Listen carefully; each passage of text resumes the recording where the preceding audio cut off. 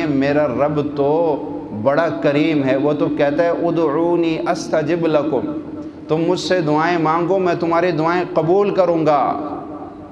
تمہیں تمہارا مالک کہے کام کرو، مہینے بعد تنخواہ دوں گا، تم نے کبھی کہا مجھے لکھ کر دو، مجھے یقین نہیں آ رہا ہے، مجھے اطمینان نہیں ہو رہا ہے، ہو سکتا ہے میں مہینے بعد تم میری تنخواہ نہ دو؟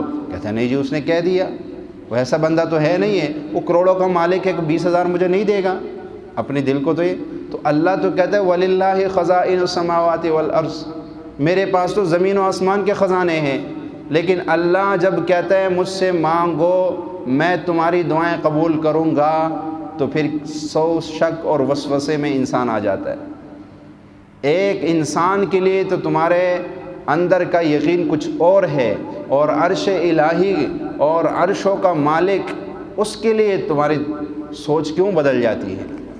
اس لیے کہ تم نے اس کا قرب کی لذت نہیں دیکھی ہے، اس کی محبت کی لذت نہیں دیکھی ہے، اس سے تعلق بنا کے دیکھا نہیں ہے، اس لیے پھر 100 وسوسے دلوں میں آتے ہیں، پتہ نہیں قبول کرے گا کہ نہیں کرے گا۔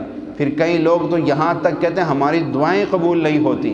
تم نے کب مانگی ہے کہ قبول نہیں ہوئی ہے؟ تم نے کب اپنی تڑپ رب کو دکھائی ہے؟ تم کب رب کے آگے گڑ گڑائے ہیں؟ تم کب مستر بن کے تم نے مانگی ہے کہ قبول نہیں ہوتی ہے؟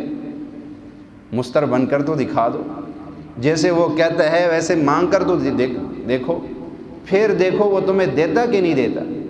وہ وہاں سے دے گا جہاں سے تمہارا وہم گمان بھی نہیں ہوگا، یاد رکھو۔